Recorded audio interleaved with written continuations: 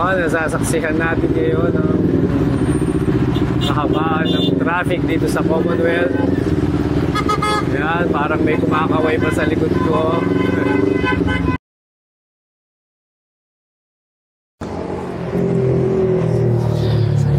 Hey.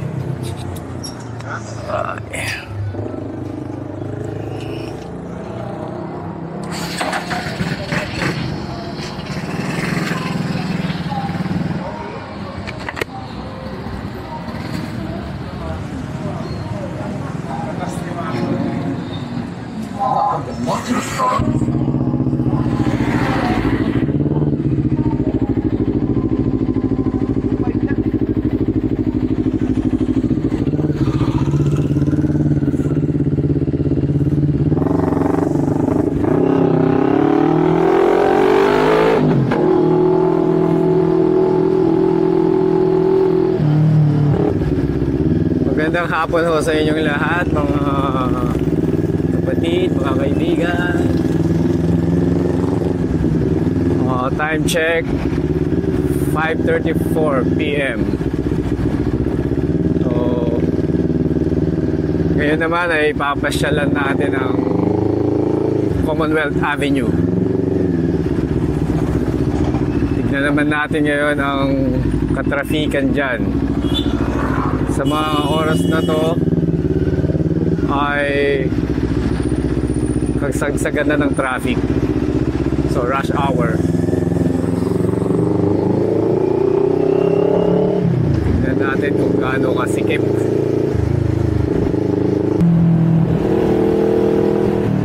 So eto na guys, palabas na tayo ng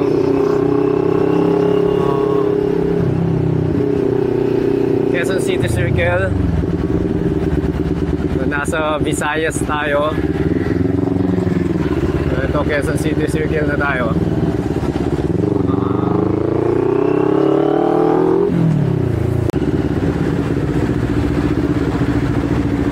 So again guys, nandito tayo ngayon sa roundabout ng Quezon City Circle.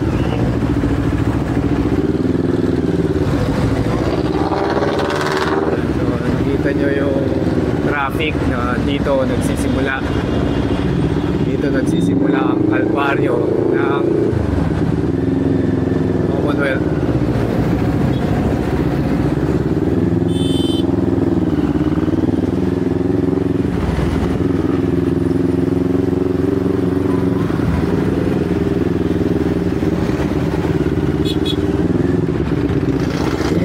Kung mapansin nyo rito, no, marami malabas talaga sa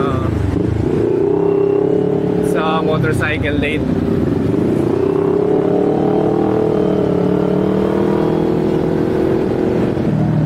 Yung iba hindi na talaga nila matyaga, hindi na nila matiis yung magpila sa motorcycle lane. So, hindi ko alam kung sa ngayon ba ay pinapatupad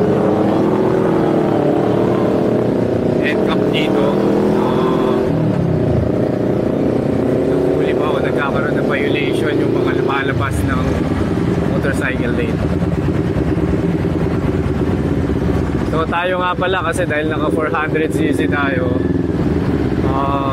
exempted tayo sa motorcycle lane. Pero yan, pinipili ko pa rin dumaan dito kasi para ma-capture natin yung haba ng pila ng motorcycle lane. Kaya yung camera ko medyo tinaasan ko talaga para makita yung harapan likod.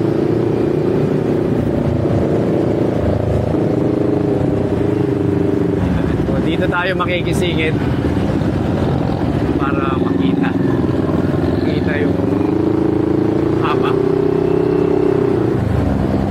Lumalabas-labas tayo ng konti kasi nakakainip.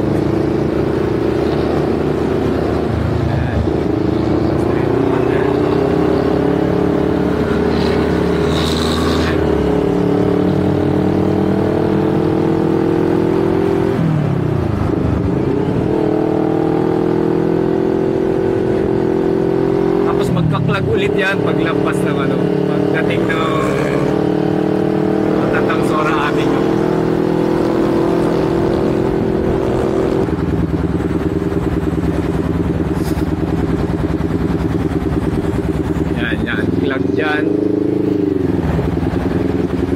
dito kasi sa mga bus na pumipick up ng mga pasahero banda ron. Ayan, oh.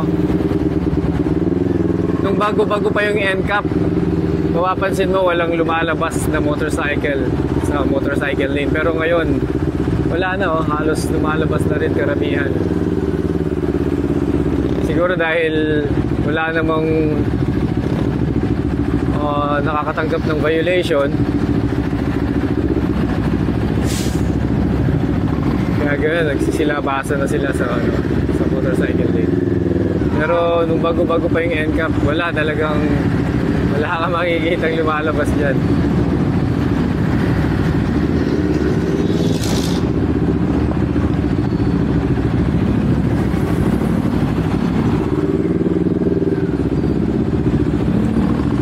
Ayan, so makikipila tayo dito para makita talaga natin yung traffic. Ayan, yung sinasabi ko na isa sa nagpapatraffic sa area na to yung mga bus na nagpipick up dito.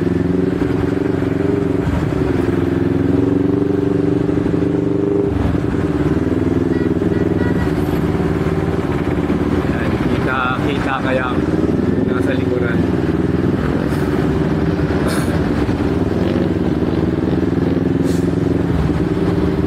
Yan ang traffic sa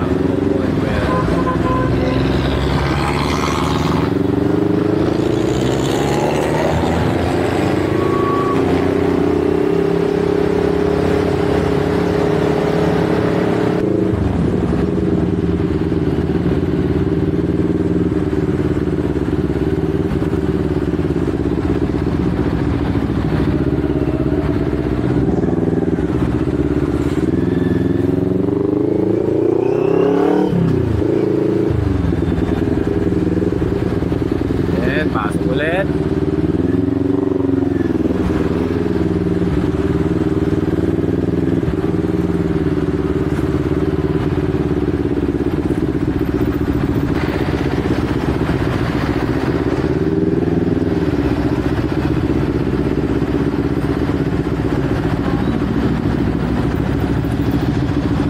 Ayan, nasasaksihan natin ngayon ang kahabaan ng traffic dito sa Commonwealth. Ayan, parang may kumakaway pa sa likod ko.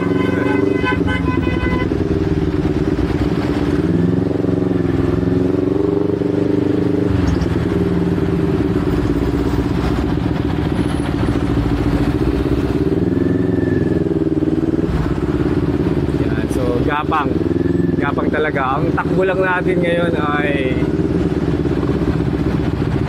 10-15 km per hour.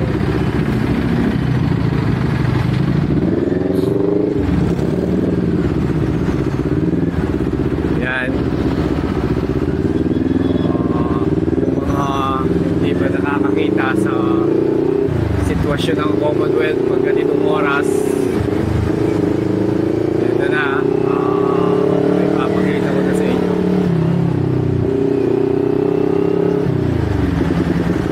Shout out sa kumpare kong si Michael Yona o Miguel Yona, dami pangalan eh. Taga rito yan, siga ng ng Commonwealth.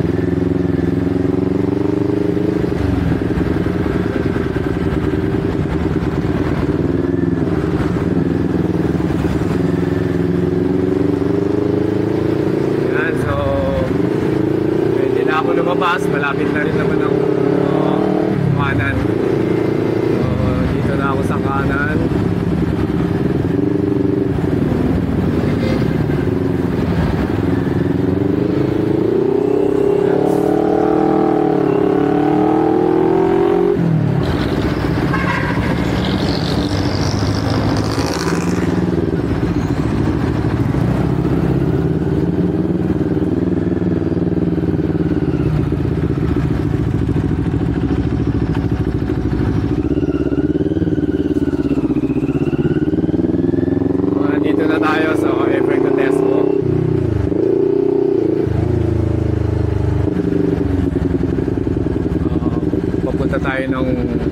Tivoli Royal. So, wala naman akong client ngayon doon, pero naisipan ko na lang mag-workout.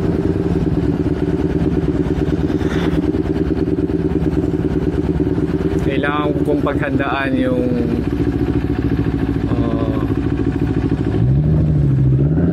idol coach ko na si Coach Jerry. Shout out sa iyo, Coach Jerry. Maghahandaan ko yung kabatang workout mo. Kailangan malakas ang legs. Nakakaya pag nag-pull-ups yung legs ko.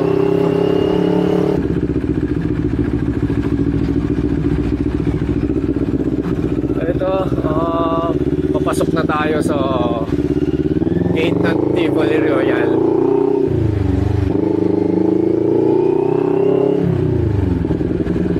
Papasok na tayo sa gate ng Tivoli Royal.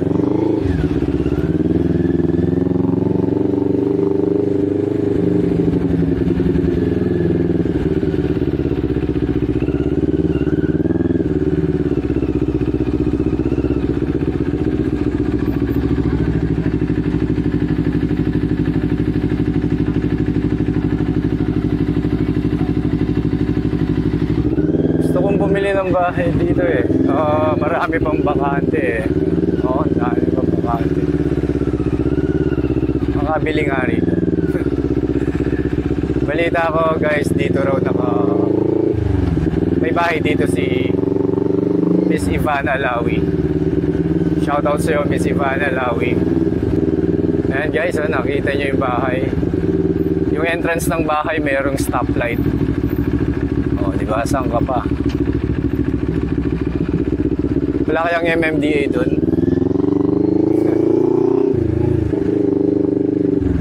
Politiko yung may-ari nga pala ng bahay na yun. Isang malaking politiko. Hindi ko na lang siya sasabihin kung sino. Alright guys, nandito na tayo. Nakarating na tayo sa So, dito nagtatapos ang ating paglalakbay sa katrafikan ng Commonwealth. Okay guys, again, see you sa susunod na travel vlog. Bye.